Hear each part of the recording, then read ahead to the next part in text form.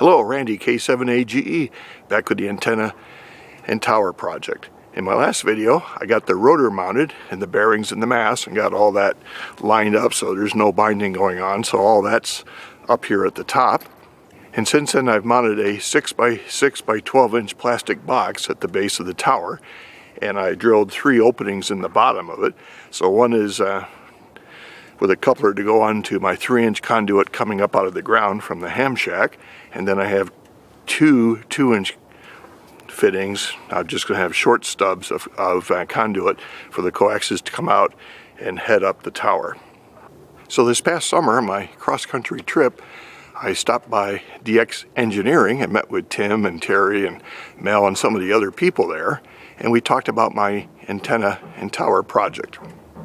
Quickly reviewed my design, and they basically were most kind to say that we'd like to provide you with a lot of the materials that you need to carry on with the project, and show my viewers how these materials are used in this type of project. So like I mentioned, there's close to 1,000 feet of coax and 22 connectors. So one of the things they agreed to was to supply me with the coax, the crimp connectors, and all the crimp and cable prep tools, and some of the lightning arrestors and other bits and pieces here. So I'll be showing you all what those are. So I have 1,000 foot full of coax, so I think I got enough if I've done my design right. In fact, after I returned to Oregon here, I spent a couple weeks working on the design. You saw those spreadsheets and those drawings, and came up with a parts list and stuff, and that's what we agreed to. And since then, I've bought a lot of other stuff for this project. I bought the anti-seize. I got some of the stuff to put on the aluminum joints to help with the conduction. I'll show you all those as we go along. I bought the Rotator, and I don't know, a bunch of other bits and pieces, some of the good electrical tape. I'm not going to use Harbor Freight type tape on the project here. So I'll be showing you a lot of their materials. So I'll show you some of the things here that they sent me. I got this package here, and this is the coax cable connector kit. So it's got the nice pair of cutters to cut the cable, the crimp tool with several different sets of dies, a small pair of side cutters to cut off the center conductor, and so that's this kit. And this kit here, this package, is the cable prep. So these are a set of strippers for different size cables, another pair of cutters and side cutters, so I have spares now. So these are, we'll show you how to use these, but these are the grips and the strippers. So I have a couple bags here of PL259 crimp connectors. So these are, I'm going to say, kind of a hybrid crimp connector. The crimp is for the shield, but you still have to solder the center pin. So yeah, there's a little bit of soldering going on, but it's much easier to solder that center pin than to get a good solder joint, especially outside when I'm going to be doing a couple dozen connectors. The crimp will really speed that along. And then there's this age-old argument, crimp versus solder. I'm going to say basically all the commercial stuff, or the vast majority of it. I know in RF, I know especially in broadcast television, it's all crimp. You're doing thousands of connectors. Soldering just isn't going to make it. So we're crimping. I've never crimped before, so it'll be a learning experience for us all.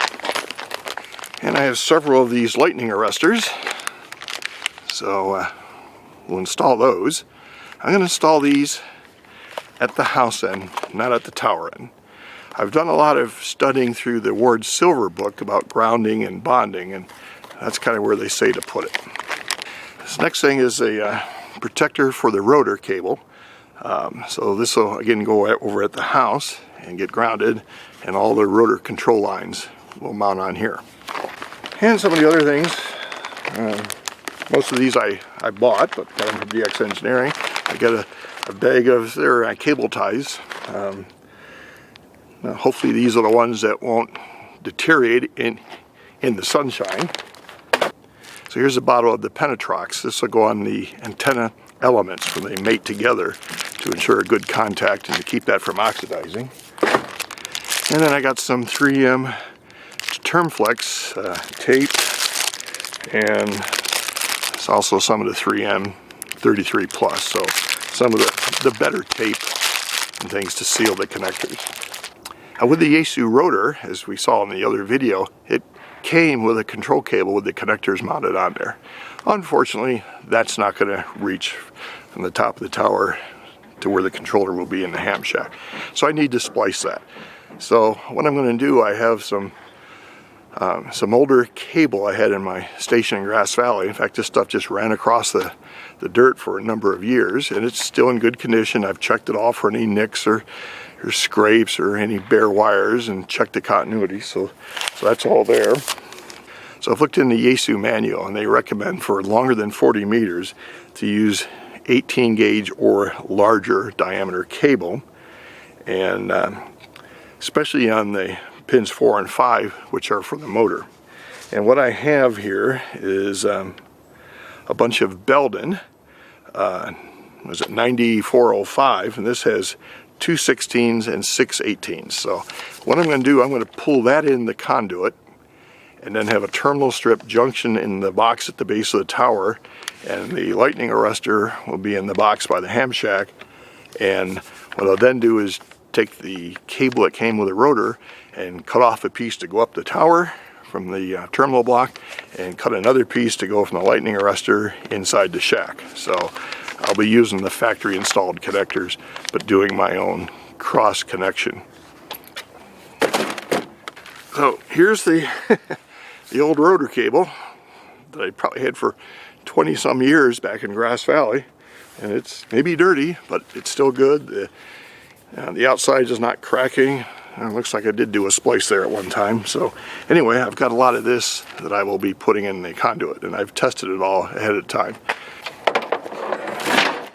The conduit's about 107 feet long, goes along the house and underneath the driveway out to the tower.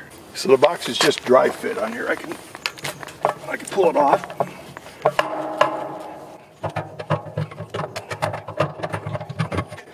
And a little fiddling, I can get it out. So there's the fittings here. And I have a pull string through here, so I'm going to pull another one through to get the exact length that I want to cut the cables to. Okay, let's get the cover off.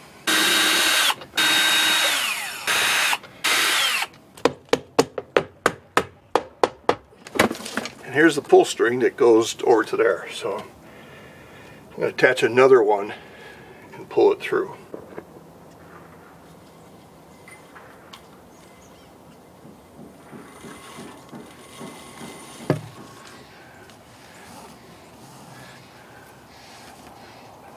There it is. So what I want here is about enough to make a loop in here. Say about that much, so I can get out here and get connectors on and wrap it up in here. Where I have the lightning arrestors, and then go into the house. I'm going to tie a little knot here and put a little cable tie in here, just to know that that's basically how much I want sticking out. So let's go pull it back through.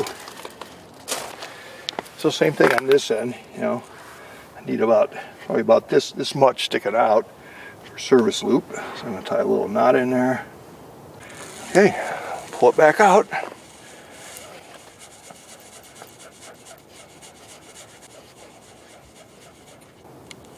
Okay, there's the knot. Here's the end. Tie this back up because you don't want to lose the pull string. So if you're wondering how I got the pull string through the conduit to begin with, what I did was put my shop vac out here at the tower and put it in the vac mode, and back there at the house I tied one of our cat's little toy fuzzy mice to the string and turned the vacuum cleaner on, and it went zippity lickety split through that conduit and popped up into the vacuum cleaner. So that's how we got the original pull string through. Back from my lunch break. It's been warm out here. I got a lighter shirt on. So what I've done here is taken and stretched out that orange line and pounded 2 rebar stakes in the ground. So I have a straight line now. It's 107 feet long. I just measured it. Now I'm going to start pulling cable. So remember a few minutes ago where I showed you this piece of rotor cable that I'm using. It had this splice in it, so I didn't think I had any, but I do. But fortunately I have enough so this will not end up in the conduit. So I'm going to stretch it tight between the two poles and use the DX Engineering cable cutters and chop them off.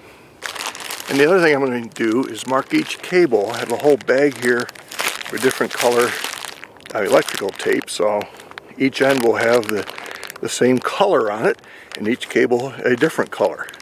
You could use cable numbers, whatever, but you want to keep your cable straight. You don't want to be guessing and having to sort this out later. So I bought these things years ago just for basically labeling different cables. It's been handy. I'm also going to cut them with scissors so that after it's wrapped under, it doesn't try and shrink back up on itself. I'm not going to go full hog. I'm not going to put clear heat shrink over them. So just a quick shot to show you this Belden 9405. It's 8 conductors. Like I mentioned, 2 of them are larger. You can see I used this before. Have all the spade lugs on here. I'm looking forward to having a real good crimp tool to do spade lugs. There's a die set in that DX Engineering kit. That'll be nice.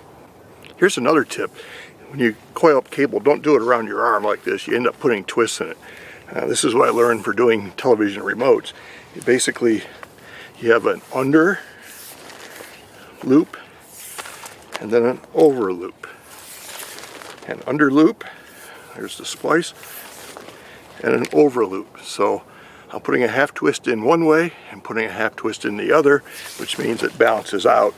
You don't end up with a big, long, twisted, kinky cable. Over and under. Works for cables and garden hoses. Nice. The tape is Scotch Guard 35, so yellow's for the rotor cable. And this is a Belden 8448 cable that I used for my switch box before. So this is kind of the unused cable that's going in the conduit. I could send DC voltage out for something or use it for a switch. I don't know.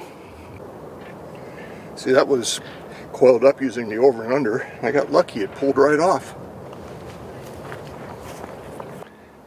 Okay, well, with my wife's help, we got the 86-pound cable of DX Engineering 400 Max coax cable loaded into the back of the gator. I got a big bar going through here, so this will make it easy to pull it out. So again, it's the DX Engineering DXE 400 Max cable. I don't have any of the cable stripped off to show you what's inside, but we'll have lots of time to see what's inside here. So let the pulling and cutting and taping and labeling begin.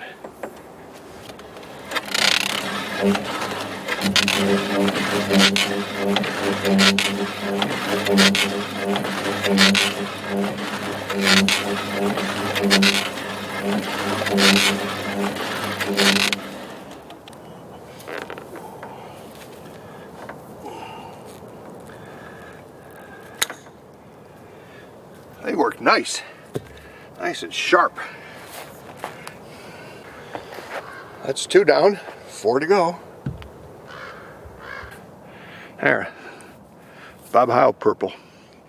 Cable number 4. And the last cable, number 6.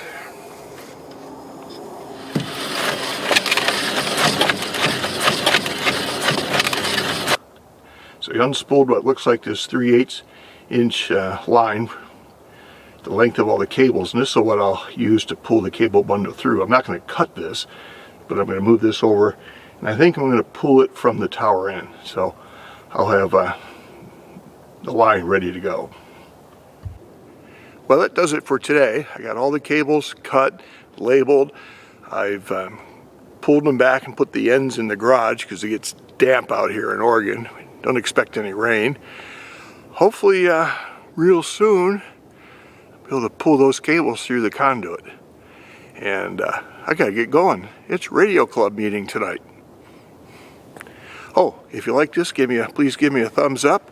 You can follow me on Twitter at K7AGE and 73, and thanks for watching. K7AGE Randy.